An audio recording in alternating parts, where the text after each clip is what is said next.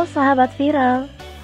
Tradisi merupakan kegiatan turun-temurun dari kakek nenek kita yang masih dilakukan hingga sekarang. Tradisi ini tentunya harus kita jaga dan lestarikan sampai kapanpun. Jangan sampai hilang begitu saja. Sebab tradisi ini menjadi sebuah keunikan atau ciri khas tersendiri di setiap daerah atau negara.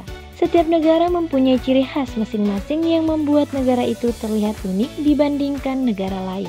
Contohnya saja saat bulan Ramadan tiba, di mana umat muslim di setiap negara menjalankan tradisi uniknya masing-masing.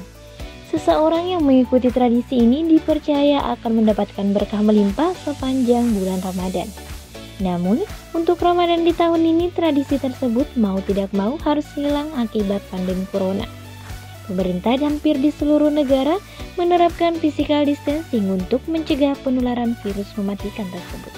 Seperti apa keunikan tradisi Ramadan di 7 negara yang hilang karena pandemi corona? Yuk simak!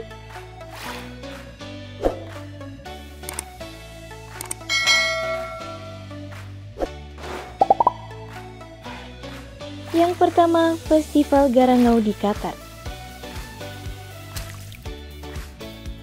Tepat pada tanggal 13, 14, dan 15 Ramadan, anak-anak yang tinggal di Qatar akan berlomba-lomba memakai pakaian khusus untuk mengikuti Festival Garangau. Anak laki-laki berpakaian baju merah hitam, sedangkan anak perempuan memakai baju tradisional lengkap dengan ikat kepala berwarna emas. Festival ini biasanya diadakan setelah buka puasa dan salat maghrib. Anak-anak yang mengikuti festival akan berjalan menghampiri rumah-rumah warga sambil bernyanyi untuk mendapatkan kue ataupun permen.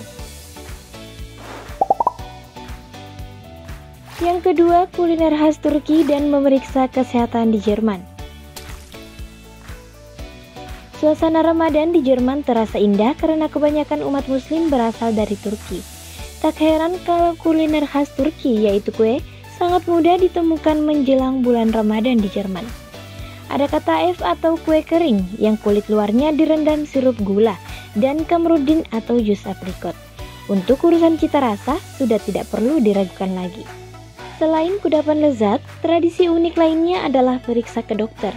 Jadi sebelum menjalankan ibadah puasa, anak-anak dan lansia wajib memeriksakan kesehatannya ke dokter untuk mengetahui apakah orang tersebut diperbolehkan berpuasa atau tidak.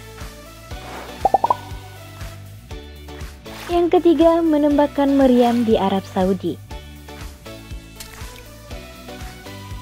Kalau momen Ramadan di Indonesia ditandai dengan meriahnya bunyi petasan, lain halnya di Arab Saudi yang langsung menembakkan meriam ke atas langit. Suaranya yang menggelegar sebagai pertanda kalau waktu buka puasa sudah tiba. Uniknya lagi, meriam yang dipasang bukan hanya di satu titik saja, tapi di beberapa titik yang ada di beberapa kota. Meskipun terkesan ekstrim, tapi meriam yang ditembakkan cukup aman loh karena terbuat dari katrik kosong yang diisi dengan bubuk hitam. Yang keempat, tradisi memborong pernak-pernik Ramadan di Prancis. Bulan Ramadan memang identik dengan outfit baru, mulai dari pakaian, tas, sepatu, aksesoris, hingga pernak-pernik rumah. Tradisi belanja besar-besaran seperti ini bisa ditemukan di Prancis.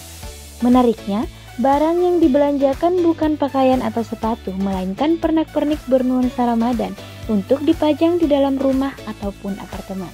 Tradisi ini sudah ada sejak beberapa tahun yang lalu, kala imigran asal Arab tinggal di Prancis. Tradisi ini bisa kamu temukan di Coruna, Prancis. Yang kelima, tradisi mukam di Tiongkok. Mukam adalah salah satu tradisi asal Tiongkok yang diisi dengan tarian dan lagu bernuansa tradisional sebelum menyambut bulan Ramadan. Tradisi ini biasa diadakan di Masjid Iqdah yang letaknya berada di wilayah perbatasan antara Turki dan Cina. Tradisi mukam ini cukup populer pada masanya. Namun sering berjalannya waktu, tradisi unik ini mulai ditinggalkan oleh masyarakat akibat pengaruh gaya hidup dan budaya masyarakat luar. Yang keenam, tradisi padusan di Indonesia. Ternyata tradisi Ramadan di Indonesia tidak kalah uniknya jika dibandingkan dengan negara-negara lain. Misalnya di Pulau Jawa, terdapat tradisi padusan yang cukup populer. Tradisi ini diisi dengan ritual membasuh diri secara bersama-sama dengan tujuan untuk membersihkan diri dari dosa. Sebelum mengikuti ritual, masyarakat wajib mengunjungi makam leluhur terlebih dahulu. Tujuannya untuk mengenang arwah yang telah berjasa selama kita hidup.